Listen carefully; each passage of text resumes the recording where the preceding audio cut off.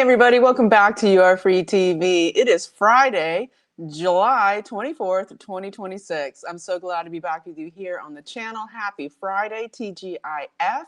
Jump right in with my disclaimer. This video is for entertainment purposes only. It is protected by the United States Constitution protecting free speech, as well as the Sullivan Act and reporting. It is not intended to bully or harass anyone, never to incite violence, hatred, or lawlessness of any kind. It doesn't give legal, medical, or financial advice, and there are further disclaimers in the description below. So I'm so glad to be back with you here tonight. This one's going to be a bit short, but we're going to just, get the news out to you. And I want to say a few things about action, and I also want to thank you, everyone who supports me monthly and contributes as you go. I am so appreciative that you keep this channel going. And so I want to say a couple events that are going on. Of course, we have the White House Correspondents' Dinner happening, and Trump's going to be speaking shortly.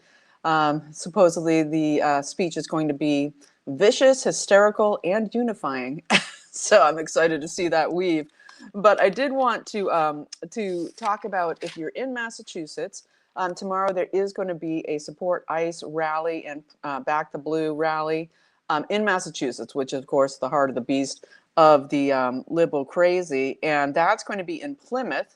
At the Plymouth Detention Center, they're going to be staging this huge event tomorrow. I believe it's from 11 to 3 tomorrow Eastern time. That will be Saturday. And I will link below where you can find out more information about that. If you're in that area, Cape Cod, south of Boston, wherever, head over there and give it a go, even if you're in Rhode Island, the captured state of Rhode Island. Yikes. Okay. And so I'm going to hop in here because of my short video here today and just kind of get to it. So we have all this, as we have Lindsey Graham's funeral on Sunday, Netanyahu's coming in, Zelensky's coming in, a whole cast of characters of dignitaries. That's why they postponed it a week, supposedly, as Darlene Graham is now saying, I'm running for sure for the permanent seat. And my first thing is to co-sponsor the Save America Act. Thune is fuming. Everybody can't stand him. And that's the first point of action. You really need to call Thune over the weekend, 202-224-3121, for your regular senator. This is both about Save America and stop the SIAA and the NDAA from having the Israel fusion. That's NDAA Section 219 and the SIAA, now called 1712, I believe. And so that's just really important, but it's also really important to hit up Trump's Truth Social account massively, and the White House, that we do not want these Israel fusion with our military and intelligence to happen, please. And so please do it over the weekend. You'll feel so good once you do, standing up for the country, because as I'm going to be talking about in this video, some really dastardly things. The globalists that call themselves Democrats or socialists or whatever they want to call themselves in this country, and the rhinos, that uniparty globalist evil that has been destroying our country for decades and decades and decades. Well, they're getting what they're doing now in places like Hungary and Germany, although Germany's winning with the AfD is so popular now that they can't contain it. But Hungary will be a good example to see that the policies, they're all the same. They're all the same. The EU's policies. It's why they are trying to run the next 2026 voter registration out of Berlin, Germany. They're constantly all the same unified voice of these what they seem to think are reasonable, new, modern concepts of things like term limits based on age or on term. And I'm for term limits to a certain extent, absolutely. But they're doing it absolutely in a political way to go against their enemies, just as the Social Democrats and Democrats in general are saying they're going to do, of course, after they take the House, and try for the Senate in the midterms. And that's why it's up to us to fight this. And so let me get into Hungary, what's going on there, going after Viktor Orban, going after his associates, banning them from running for election again. The same thing with the limiting the age of Supreme Court members there, what they call the Constitutional Court. Everything they've been saying they want to do here is now happening there under Magyar, okay, with this globalist takeover of Hungary that has occurred. So I'll get there in a second, but as we're seeing with Zelensky and Netanyahu, you know, advancing on the capital, we have 150 medics now, army medics being sent to Germany, right? Of course, this is about the Iran war. And so between Friday correspondence dinner, Sunday grand funeral, Saturday often is where these big hits happen. And of course, it's been big all week and for 10 days, 13 days now of what has been happening with the hits on Iran. But what's looking like here, as we're hearing that the IRGC is now threatening the actual monarchy of the UK, which is crazy town because they're literally run out of the city of London, but threatening to strike an Air Force base out of Gloucestershire, where now under Burnham, okay, that many people believe is actually a pick of Trump, that there are back channels happening here. So it's very interesting, all the machinations going on. But as we see King Charles no longer living at Buckingham Palace and Burnham saying that he won't be living at 10 Downing Street, there is something major going on here, whether it's fortification for their safety or it is a change, a major change in the power structure of the power out of the city of London shifting out, okay, to possibly DC. And so as we look at this and we look at what could be happening this weekend, I have to mention Dark Eagle and what is the hypersonic missile that the US has now got operational, okay, to match China and Russia, the Oreshnik out of Russia. But basically, it's even a little more powerful than that. And what we get here with Dark Eagle is that they did this proof of concept. They did the deployment in Guam back in June, part of an operation called Valiant Shield, right? And then I believe, you know, last week, the what is Dark Eagle, the hypersonic missile system, left Guam, and there's lots of speculation that it's gone to Diego Garcia.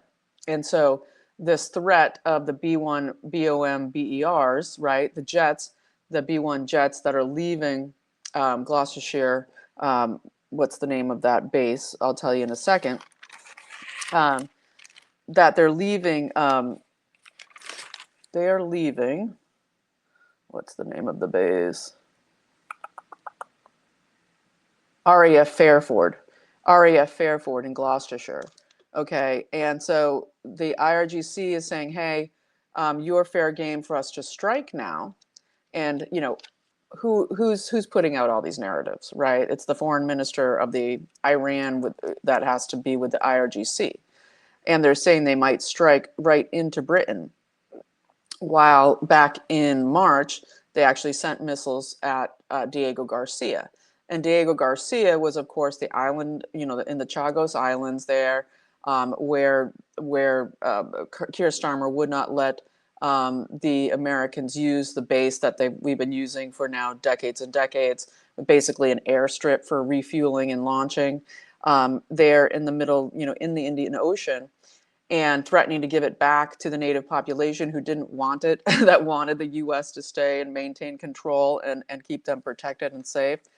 And so basically back in March, the IRGC fired 2 intercontinental ballistic missiles at it, you know, fell short. But basically the word is here that from Guam to Guam for the Dark Eagle hypersonic missile has gone to Diego Garcia and will be possibly used in this operation quite likely tomorrow, the Saturday phenomenon that seems to go on here. And so this is interesting when we look at what's going on with this operation. So Dark Eagle, okay, this is, it has a range of about 2,200 miles max, supposedly. Okay, and it's a deep what the hypersonic missiles do is they don't have an actual payload. What they have is they descend with this, okay, they fly at Mach 5, okay, flight speed. But then this one descends, the Dark Eagle descends at a speed of Mach 17, 13,000 miles per hour. 13,000 miles per hour. It's extremely dense with a metallic core, possibly titanium or something of this. And because it is just a massive thing that hits at such a velocity, it creates what's called like an earth wave. An earth wave. It's a hypersonic hit. And the earth wave just basically disintegrates everything to dust. Okay, so this is different than nuclear hits and what that creates. Although if it's hitting, if it's hitting the mountain with all of the uranium in it, but they're saying it's not there, blah, blah, blah.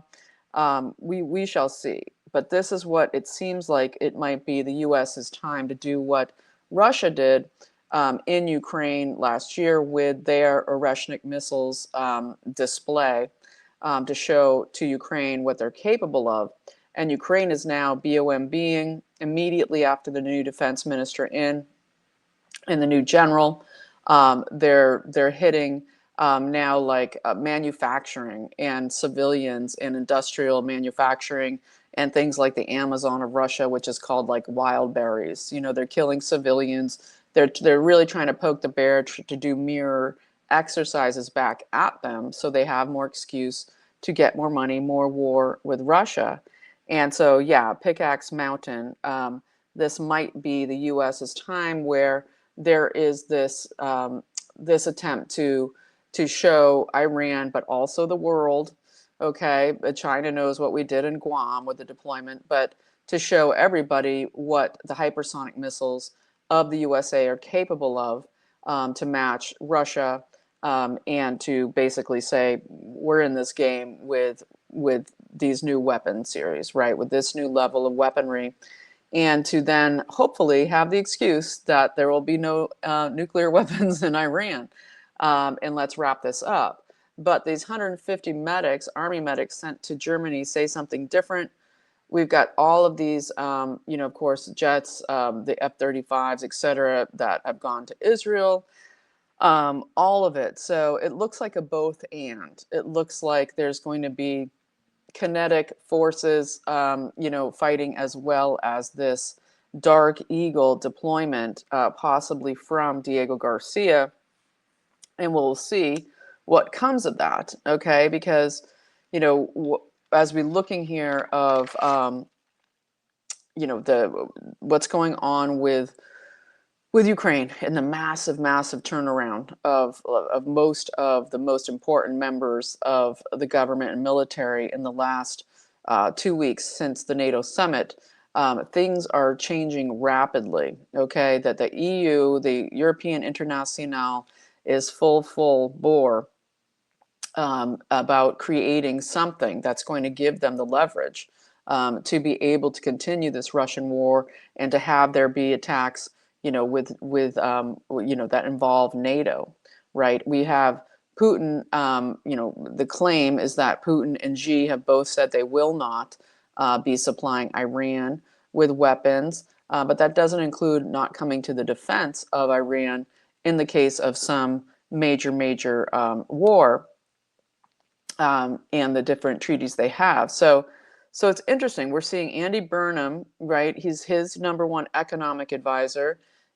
Is worked directly under Mark Carney, the new Prime Minister of Canada, who is just put there because they're transferring, they're doing this European International transference as they're having to flee from the city of London, okay, to have Canada now form this bank that I was talking about yesterday out of Turkey and using all of the countries around Europe to also house this bank as a reconstruction bank, the DSRB.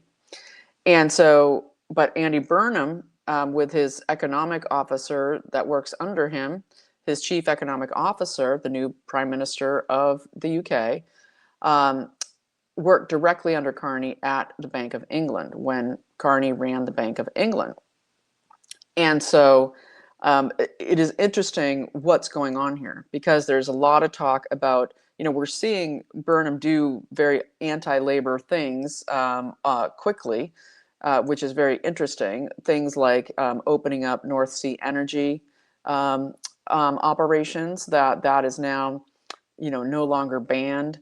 We're seeing this meeting up with the US next week, where there's going to be this discussion of the UK and the US together, forming an alliance to defend free maritime passage through all of, the straits and choke points. We're now seeing India make a run for the Straits of Malacca, right, where China has been building up hugely all of their ways of controlling those straits, and now India is making inroads to go against that. There's a huge sea change here happening, and so this is all rolling out right now, and it's very interesting to watch. But on the other side, we get this situation of hold on, I just want to check one thing. Yeah. Okay. So on the other side, the European International, the globalist regime, okay, that wants to maintain the dominion control of the largest empire in the world that they suck off like a big giant tick, which was the City of London. They're now going full bore for what they want to do here soon in the US, which is, of course, to change the Constitution, to to strip the Supreme Court of all the older, Clarence Thomas, Alito, all of them. They want to limit the age limit on the Supreme Court here to 65. They want to get rid of our conservative Supreme Court members, and they also want to limit the age, possibly even of the president, and also want to, of course, say that you can't serve more than 3 terms in any office. And generally, that's a good thing, the term limits. I'm for term limits. However, we are in duress and in World War III. And so there's this situation here where everything they're doing in Hungary right now is working. Like, they are going full bore, even to the point where Human Rights Watch, which is this totally leftist organization, is like, hey, what you're doing in Hungary is like too much too fast. Like, you're totally, going against the rule of law. And this is, of course, run out of Brussels with van der Leyen. But let's look at what it is. We have Balázs Orban, who is the political director for Viktor Orban. He's an MP in Hungary and will soon be an MP for the EU, reporting that basically the Fidesz party, which is Orban's party, the Conservative Party, immediately after we had Peter Magyar, the Brussels, the globalist new prime minister, as soon as he got in, they went full bore to ban the candidates of Orban's Fidesz party, literally ban them from running, okay, for election. And also they immediately did the 17th Amendment change to their constitution, which did, as I just said, we had the Constitutional Court judges being forced to resign by age 70. And so you have the head one, which I believe is Peter Polt. He's going to have to leave along with 3 other of their Supreme Court, their Constitutional Court judges within the next 3 months. And so it is very intense to watch this happen, because it just shows you the lockstep of the same exact policies they're doing here. DSA, that is just another arm of the globalist regime. They want further, where they just want a parliament in the US. They want to have a president that is only, just like Europe, basically selected, okay, by the prime minister. The president doesn't have the same power that it does here.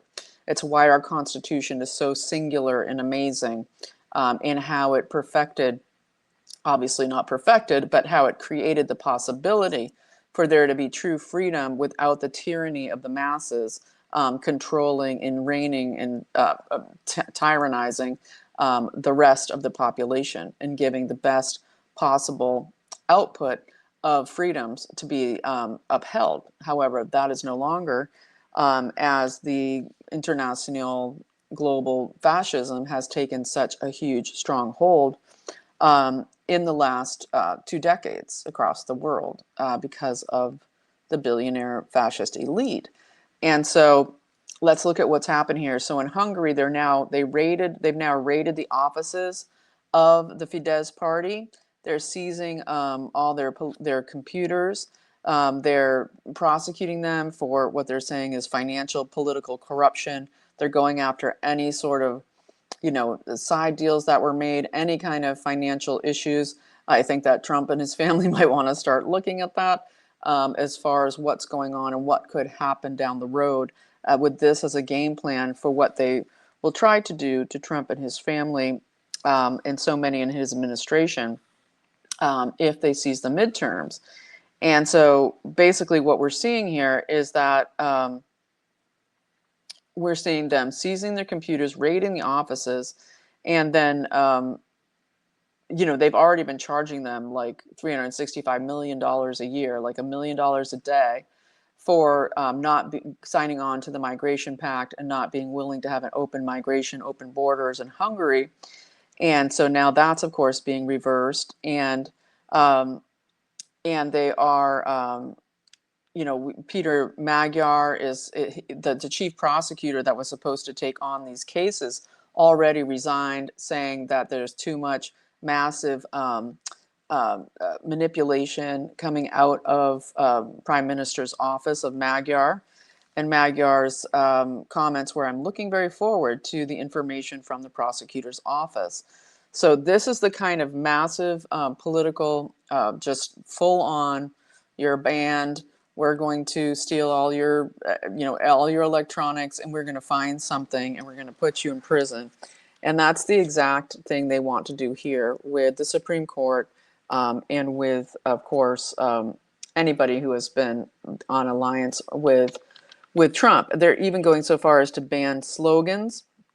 They're claiming that because of the 16 years of tyranny of Orban, which is absolutely the reverse, they have to use corrective measures, extreme corrective measures right now. And that's the same exact language of the DSA, the same exact language of what's threatening us here, and that they are even banning slogans, okay? So they changed the Constitution, and now they're saying that the slogans used by the Fidesz party, which is the Orban led party previously, where you had the slogans that they used are now banned because they're saying these are politically corrupt. These slogans are used to earn money. They are used basically as a financial tool for corruption. Okay, so just think of MAGA being outlawed to say, or to wear a MAGA hat, or any of so many multiple other things. America first. Okay, this kind of thing. And so the president has now resigned, okay, because he is over 70. Okay, so, oh no, not that. No, President Sulyok, he has now resigned with the signing of this 17th Amendment situation of the Constitution, of just forcing this through, where now, because he has served three terms, 12 years, he is forced now to resign as president. And that's what they were able to do literally within, months, just a few months, okay, and now done. Okay, so I just want to tell you how fast it can happen. We saw how fast the banning on the socials went, how fast the demonization, the unpersoning went under Biden, and just think on steroids how far it will go. And that's why things like calling that senator, calling Thune 202-224-2321 for Thune directly, and letting Trump know we don't want Israel up in our business with our intelligence and our military is so important. And then campaigning and forcing your senators to pass the SAVE Act. Okay, just we need to do more than we're doing. In Germany, they're actually, it's so, with a smaller country, it can be easier even when you have the Leviathan of the EU in your business, but they are so, the AfD is getting so huge and so much support that even though they've been trying to ban candidates from running, which they're getting away with some of that, but basically they are also seeing, like, President Merz, kind of cave and have his close ally, Michael Kretschmer, come out and say, we need to have, we shouldn't be banning, we need to not ban, and not to mention kill all these AfD candidates, we need to stop doing this banning of other candidates. It's not good, right? And Merz had run on this centrist thing of, I won't, the left is over, we're centrist, we're Germany coming back now from this communist type style stuff that's going on. Completely immediately abandoned that and went with a liberal, the highly liberal socialist platform coalition. And now he's saying, no, no, no, we're the CDU party that is President Merz of Germany is saying, no, no, no, we want to make a coalition now with AfD. We want to, embrace the right, which is absolutely a lie and just lying lies by liars, because that's what they do. And so just the total contempt for the German people has backfired there.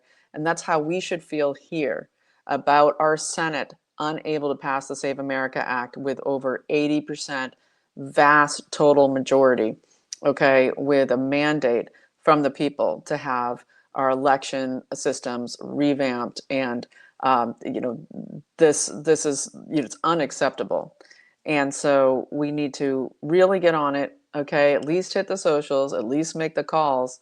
But we do need something more visible, more effective, because even our senators don't give a crap about us. It's the same as the contempt for the people all across Europe and in the UK. So it's really reaching. I mean, if it doesn't glare in your face and show you that this is happening, then I don't know. You need to, need to get more awake, right? More awake in the times. Maybe less, less device use, and definitely no scrolling. But this is what's going on. This is our weekend. We've got the White House dinner. Hopefully Trump is safe there. Hopefully, do some really great, some great things he'll have to say. And also, of course, the Graham funeral, another kind of hotbed of what's going to happen there. But then in between, are we going to see Dark Eagle, the hypersonic missile, go on to hit that mountain, and Uranium One Mountain, as I call it, and show the world the hypersonic missiles of the USA, while not dropping nukes on Iran. That's not at all a thing that anybody is saying, except for people who are constantly, spreading this hysteria. Okay, it's unfortunate to see such important people out there spreading hysteria when none is happening. We're seeing again assurances that this is not a forever war. This is not. And as things heat up, people go more and more hysterical because of the past. People can't envision a new future. They can only think that there is one thing that can be happening. This is a repeat. This is a repeat. This is a repeat. And I'm in the camp that says, no, this is not a repeat. This is a complete shift of power. Okay, this is a total fourth turning. This is a shift of power and of hemispheric location of power, and the opportunity for America to survive and actually, win in this World War III that we are already under. And so I'm going to be stopping there because I need to move on. We're seeing, the tariffs happening. We're seeing all of this. Jamison Greer, the U.S. Trade Representative, who is now announcing there's going to be over 60 countries with Section 301 who will be tariffed an extra 10% because of forced labor that they use in their countries. How about we just don't do business with people who use slave labor? I mean, there's that. That'd be great.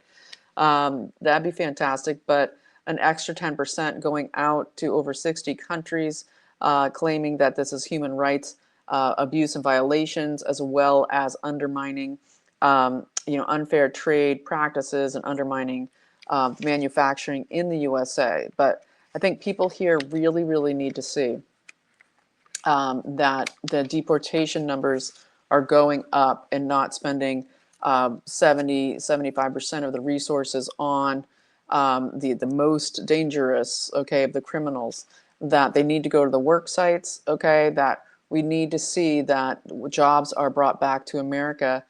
We want to see American carpenters. We want to see American people doing the work again. And it's not going to happen without going after the employers. And that's the prayer, okay? Let's have 70% of it go towards that, okay? And get these numbers up and get the jobs back to America so we can thrive again. And so I'm going to, I think I'm going to leave it there.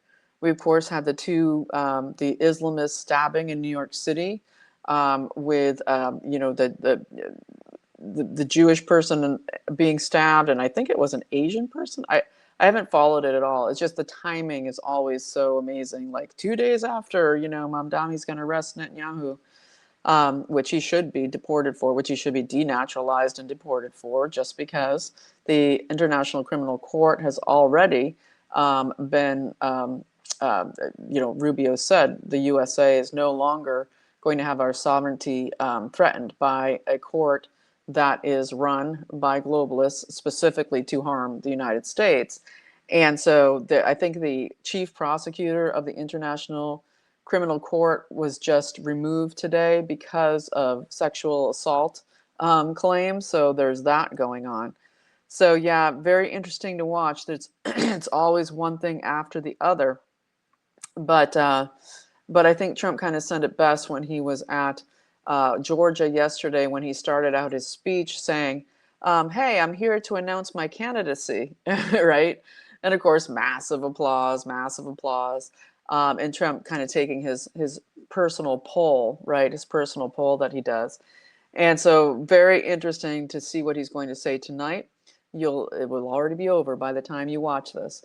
Anyhow, have a great weekend. Take time away from devices and news. Pray, pray, pray, pray, pray.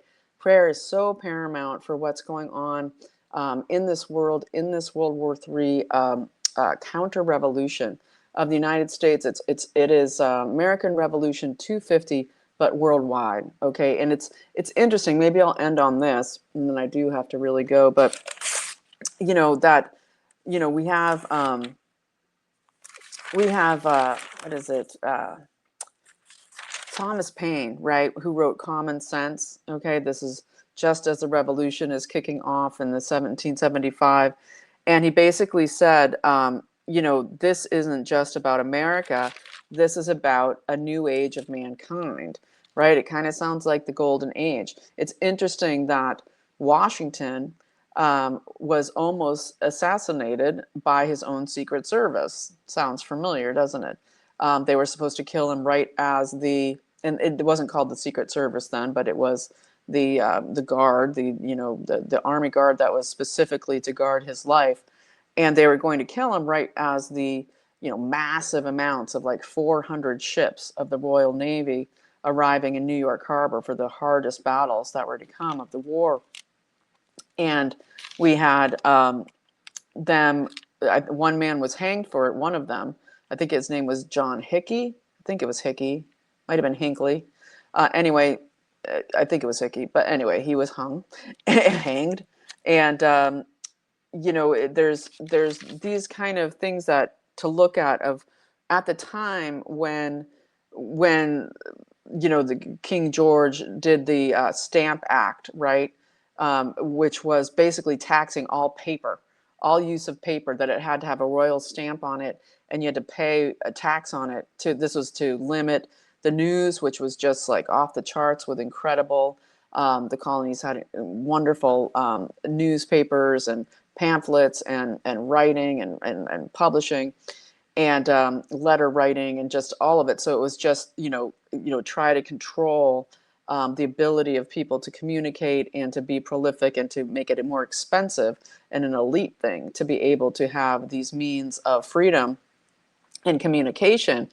And they did the Stamp Act because one thing that's really important to remember that echoes here as we look at everything I just described in this transfer, this fight, to rip the power that America naturally has and had back then in the colonies, being such a giant cash cow and workforce and workhorse for the UK, the British Empire, is that the Stamp Act, they came up with that is because they desperately needed money, because they always blame it on the French and Indian War and the money they spent there, which they wanted to do because they wanted to dominate those areas, right up through into Canada and pushing west of New York.